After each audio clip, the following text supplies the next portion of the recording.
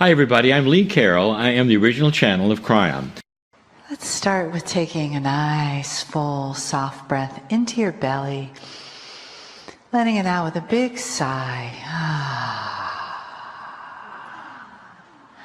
Very nice. That was almost symphonic. Let's do it again. Big inhale. Beautiful.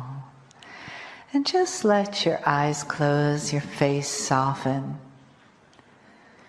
coming into the awareness of right now, feeling your breath move in and out, just on its own gently, knowing that the breath really breathes you, and that each breath is filled with life force, with particles of energy.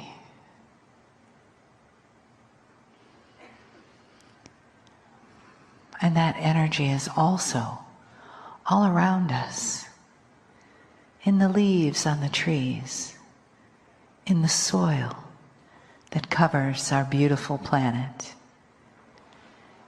in the water around us, in the sky. And we breathe that breath, that life force, together with all of nature and all of divinity. And that breath is filled with love. So from this place of gentleness and love, we are in a sanctuary together, in this beautiful family, this day that we've created, each one of us. Our hearts, like beautiful beads on a necklace strung together.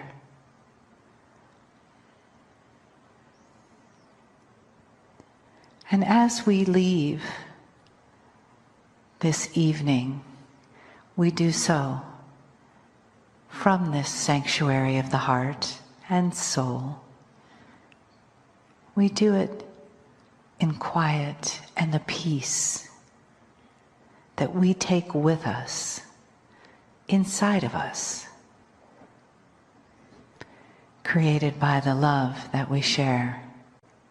The energy of Kryon,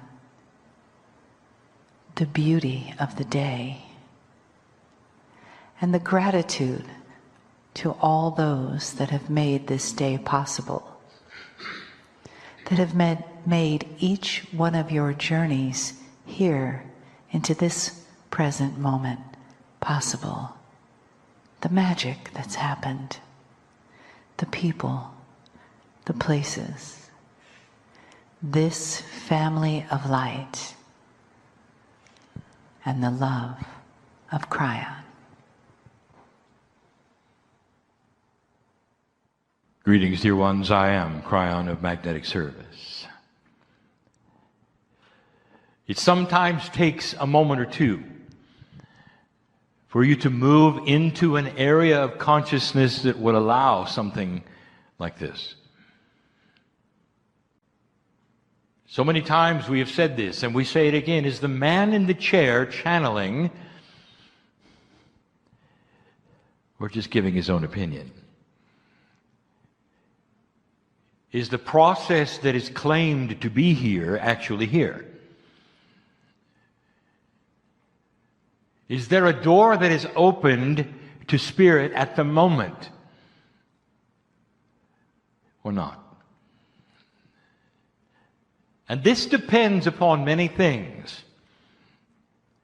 And in the past, we have started to discuss these things. We've talked about the human filters. We've talked about Akashic filters. The things that would keep you from recognizing spirit. The things that would keep you from recognizing truth because of what you've learned. knowledge is this way. It has helped you, and sometimes it doesn't. Is this real or not? And so you must discern the process of channeling before you ever even discern the message. You have free choice, dear human, to discern that this is accurate and true or not. It's going to be important that you do that in this particular message.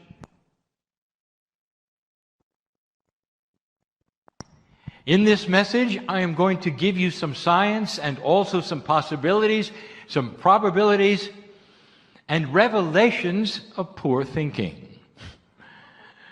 And all of this is a benevolent push for you to know things that are coming, perhaps, or to change the way that you even think. The biggest filter of humanity, the one that keeps you from actual truth, believe it or not, is called knowledge. That which you know is knowledge. That's what you do not know is future knowledge. Now, every single scientist understands the difference. Every single one. For they know what is coming is going to teach them what they don't know yet. Even so, they take what they know or think they know and completely let it temper the experiments of what they don't know. They base the future on what they know, even though they know better. A medical doctor will look in the past, and he'll remember the times when humans would report to the barber shop for healing. And that's when they will be bled. By the way, that's the reason for the barber pole and the red on it. It's tradition. So you go get healed in the barber shop by being bled. This, of course, led many to death because there was no understanding even of germs. Doctors know this. They laugh at this. You've come so far. So they absolutely know that what is coming is going to set everything they know on its ear someday. And yet, they are absolutely and completely closed to what it might be. In fact, the bias is just more of the same. This is how they think. A computer technician thinking about the future and what has happened in the past will extrapolate literally what is going to happen to processing speed and memory capacity in the future. And everything they can dream of that might happen to a computer will be wrong. More memory and faster speed and smaller. Sometimes the head of a pin will be the most amazing thing, like the brain. Like the brain, where they missed something. Let me give you a hint of where it's going that they don't know. 50 years from now, there will be computers, and they'll be completely and totally different. You see, instead of changing chips, they're going to have to deal with life. Parts of computing will have to have life, biology in the computer. By the way, that gives a whole new meaning to catching a virus. It's coming. It has to. There will be a combination, literally, of circuitry and life that is grown on a chip that will enhance computing power and memory, and what is being asked for, literally, in a computer will be completely different. What you ask a computer to do today will be laughed at compared to what you ask for it to do in 50 years. But it will be there. You don't know what you don't know. And the knowledge of what you do know then tempers what you will expect. 5 areas I'm going to talk about.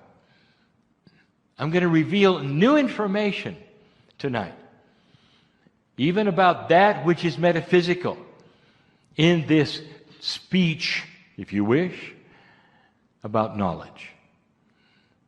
Physicists are among the kinds of science and the scientists who expect change, who know that they don't know everything, are so aware of it. And yet the mistakes they make is to take known physics, that which is absolute, and then apply it to everything they don't know and expect more of the same. I point to the revelation and the discoveries of Vera Rubin,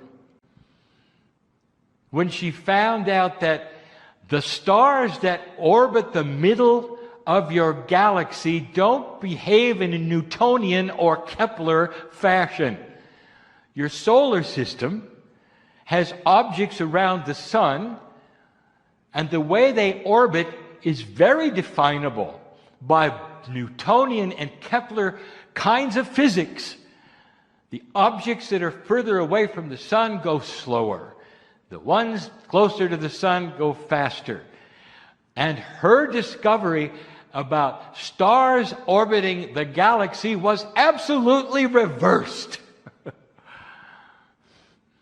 The stars that are further away go faster. What she discovered was that all of the stars go the same speed in relationship to the middle. Like they were pasted on a plate, all revolving together like a pizza. They do not follow the rules of the physics that you know. And so rather than physics looking at this saying, there is a new law of physics we don't know about yet, what they did instead was to name it dark matter, and called it altered Newtonian physics. That's like saying that when you discovered that the earth was round and you thought it was flat, you called it the altered flat earth principle.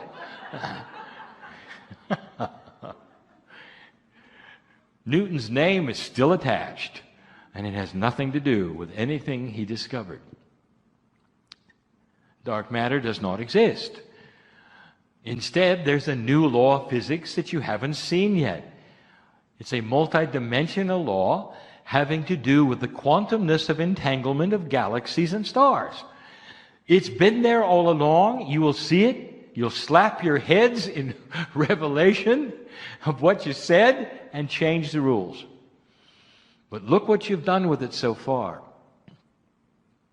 Look what you've done with the idea you came from the Pleiadians. There are those scientists who are laughing right now that the mythology of the Pleiadians being your seed biology is simply not possible. It's not possible because of physics, they say. Let's talk about the Pleiadi, the system. Let's talk about the truth of it. Then let's talk about the mythology of it, and what you don't see and what you don't understand and you don't comprehend because of your knowledge. You call it the Seven Sisters. There's hundreds of stars in the Pleiades group. Circling these stars is a nebulae, dust particles and gas that create a wonderful blue tinge that you see even in the night sky with a naked eye. Because with the naked eye you can only see the clusters of 7, you see 7 sisters. There's actually 9 when you use a telescope. Each of the 9 have been identified even with names, but there are hundreds of stars. They're approximately 440 light years away. Now that's close. You take a look at the distances of cluster stars, it's close. Now, here's what science says is all wrong with your mythology. You see, it's too young. The whole system of the Pleiades is young. It's approximately 100 million years old.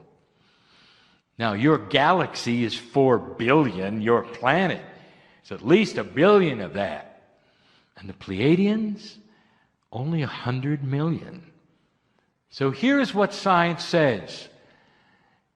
If this could be true that you came from the Pleiadians, it can't be because it didn't even have time to develop life yet, based on the way it developed here. It's too young. The suppositions apply this way. What you saw on Earth is going to happen there. That's incorrect. That life develops only a certain way based upon the way it developed here. That's incorrect. The possibility has never even been broached that perhaps the Pleiadian life as you think it exists was actually implanted there. How about that? It didn't grow. Perhaps it wasn't even natural from the planets it had. That is not even in the computation, is it? Based upon the knowledge you have on the planet, you have discounted completely the possibility of the benevolent star seeds that you have coming from where they came from. Too young, you say. What if their youth has everything to do with who they were, dear ones? These are just little vignettes of possibility I throw to you to give you things we know so well. And the Pleiadians who are here are smiling and know so well. You may be the new kids on the block because life just developed on the planet, but they had an entirely different scenario than you did. To become an ascended planet, they needed certain kinds of pushes from certain other kinds of planets. They had their own seed biology. Dear ones, it's important that you start thinking out of the box of your knowledge and open up to possibilities that are not what you've seen here. I want to show you some others.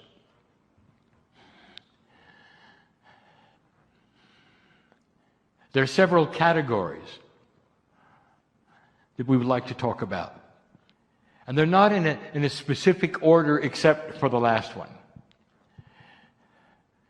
So let's talk about medicine. What is medicine going to look like? Now, we have alluded to this in the past. But the finest of finds, the most elegant of predictions, have no concept of what's coming. What you have today is a reaching out of a limit of chemistry. Now, the body is chemistry, so it makes sense, does it not, to look at the chemistry in the body and emulate it, to find out how it reacts to disease. Therefore, to create certain kinds of things that will react differently to cure the disease. Perhaps to trick the body, to do things, to make curative elements, to save lives. It's absolutely normal what you have done. And it's going to reach an end very soon. Because the future of medicine is physics, not chemistry. You're going to start understanding and develop physics instruments that are going to speak literally to cellular structure and give it instructions without one chemical. There's always a reaction, isn't there? There's always a side effect. When you push one thing, something else reacts differently, doesn't it? How do you like it so far? The elegance of chemistry, the best chemicals you have, that are helping with the worst diseases on the planet all have side effects, and some are death. And I say, how do you like it so far? Does it seem elegant to you? It isn't.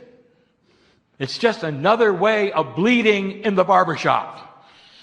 And that's what you're going to look at someday, and you're going to slap your heads and say, remember the day when we did it with chemicals. Right now, going on the planet, are experiments that you wouldn't believe.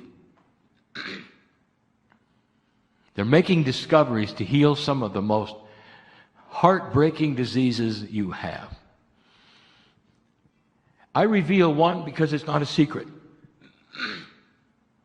I never give you things that somebody has not either worked on or thought of with free choice on this planet.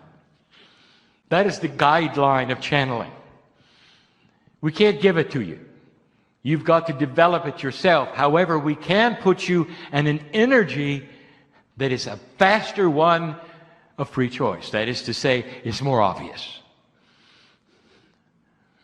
Alzheimer's is heartbreaking. There are millions on this planet who develop it, seeming more all the time.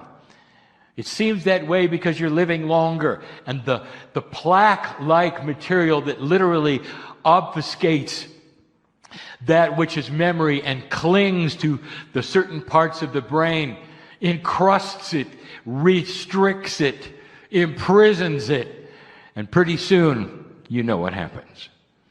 Alzheimer's is going to be cured with physics. They're starting to find out that the plaque-like substance that imprisons those parts of the brain of memory, remembrance, is shatterable with sound. With high-frequency sounds tuned a certain frequency a certain way, the sheaths are literally dissolving and coming off. There's a lot of research to do, but it's a eureka moment, realizing that physics alone, without chemistry and no side effects whatsoever, can keep it from happening and cure those who have it. It's coming. It's coming. It's going to happen with energy. There are those working on stem cell technology right now who are using physics to guide the stem cells in order to create new cells. Stem cells created from the umbilical cord of the newborn without chemistry. Dear ones, the future is not more chemicals. And yet, to the chemist and to the doctor, they're expecting better pills. Never seeing what might happen. Now, this is caused from the filter of knowledge. What you have and you know then gives you what you think is going to take place. It literally blocks you from seeing some of the potentials that you may have. Let's talk about war. Let's talk about something nobody is thinking about, completely and totally out of the perspective because you only have one knowledge of war. Your war has graduated. Bigger explosions. Better ways to explode. Higher yields. Weapons that fire faster. That's how it's grown. There hasn't been anything called anti-war, has there? I'm going to tell you something. There is physics that is possible that will create certain kinds of fields. Listen to me. Certain kinds of fields that are multidimensional that will not begin to even touch consciousness or biology. They will be completely blind to these fields because they're isolated and specifically for one purpose, and that is to keep an explosion from happening. Can you imagine putting a field around a building so that no matter what is fired, whether it's a machine gun or a pistol, simply won't work. What about targeting an airplane when it drops a bomb and it won't work? This is physics. You don't believe it? Just wait. As you start to discover that which is multidimensional physics and the ability to control it, you'll even have the ability to create massless objects. By the way, that has another name. You call it anti-gravity. That's wrong. There's no such thing. But there is the ability to control the mass of an object. You understand that's simple physics, don't you? And it's rewritable. Gravity is not caused specifically by mass. It's an attribute of mass, which is rewritable and controllable.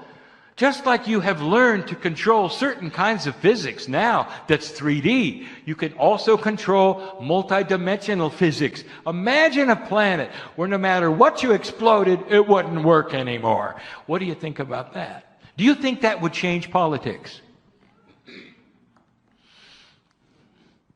It's happening. It's going to happen. It's in the laboratory today.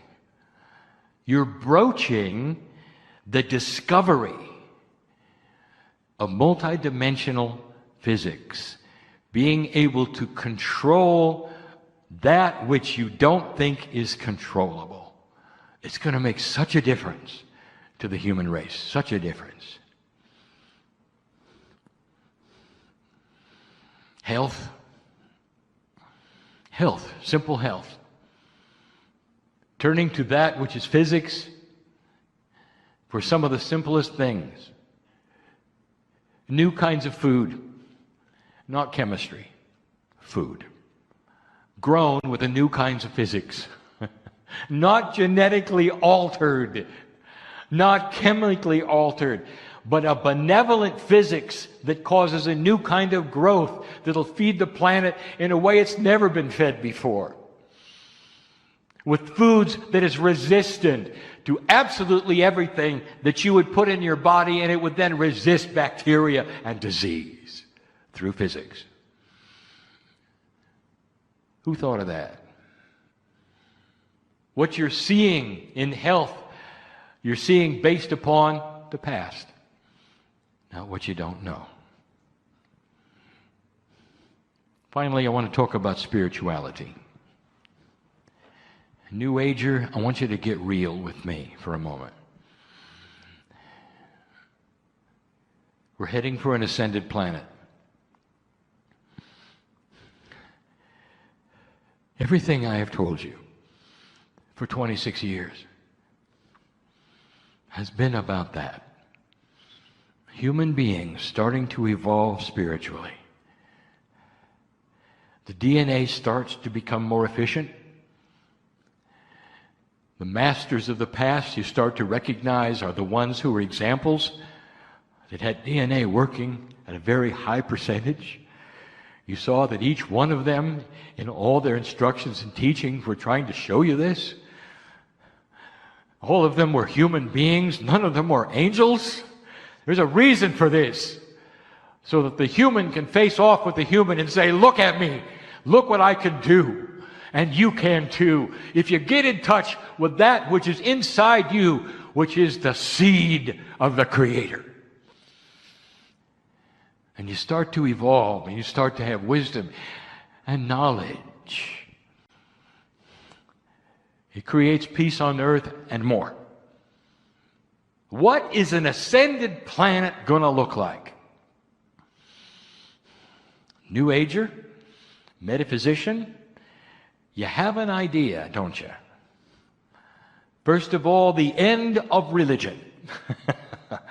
Everyone's going to think alike. You'll be floating around. You might even change colors. An ascended planet will be one where you'll only have consciousness. You won't need the body. You name it. This is what you think. And I'm here to tell you something. On this planet, right now, if you think that, you have it wrong. It's bigger than that. It's better than that. Believe it. It's better than that. What kind of free choice would you have if there were not choices? Listen to me.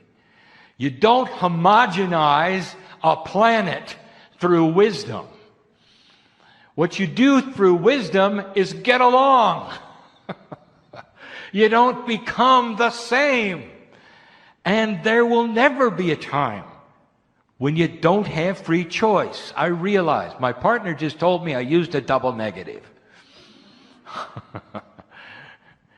You will always have free choice on this planet of the energy that you wish to take as your own. But the wiser the planet becomes, the path to enlightenment, that is, to see the light and to find the Creator, will be greater, and that's the path that over 90% will take. You will always have those who don't agree, but you will get along. There will be wisdom, so there will be no more war. There will be certain kinds of physics and invention to prohibit it. There will be healing and lifespans that will triple and quadruple the human race, and the wisdom will increase. You'll get to a place where you look a whole lot like you look now, and you get along. Religion? It will simply get wiser. And what that means is that it will morph. There will be new leaders claiming new kinds of things. They will then become the doctrine. The shift in energy will be obvious, and the doctrine will change accordingly, because the leaders will be in touch with God and be believed. Therefore, they will then create new doctrines, which will be those which get along. They'll understand it's okay to embrace every kind of different religion. You can stay in your box and still love someone in another box. Isn't that wisdom? It's different than you thought, isn't it? The Pleiadians had a planet which became so evolved they could control that which was their physical. Physics was controllable by consciousness. This is where it's going. Life force itself could be then restricted to consciousness without a body, and through entanglement travel to another place. They're still here. The physics of that requires that you understand it cannot go back to the physical. You must stay in an ageless consciousness state without physicality. I know for some of you, I am talking in riddles. And some of you know exactly where I'm going with this. This can be you too. And it won't be for 1,000,000 years. This happens slowly. It's happened before. You're on the cusp of discovery of how it works. And it won't work through anything you think you know. The knowledge filter, the biggest restriction you have to truth, and it's being broken down, dissolved by old souls like you, thinking beyond the box of the way it used to be or what might happen, sitting there with their arms out, saying to Spirit, bring it on. It doesn't have to be what we think. You're the ones to make the difference on the planet. The last one is important. Spirituality. I want you to take the attributes of mastery. I want you to stop being strange. Like a master of the planet, a loving person that people want to be with, because you have the attributes of mastery. You're balanced. If somebody comes to you, you know how to hold them, hug them, hold their hand, listen to what they have to say, cry with them if you need to, laugh with them when you need to. That's what the masters of this planet have done. They understand human nature. You're an old soul. You've been there and you've done it. There is no excuse for you not understanding. This is your legacy. This is who you are. I am Kryon in love with humanity. And so it is. And so it is. And so it is. And so it is. And so it is. And so it is. And so it is. And so it is. Hi everybody, I'm Lee Carroll. I am the original channel of Kryon.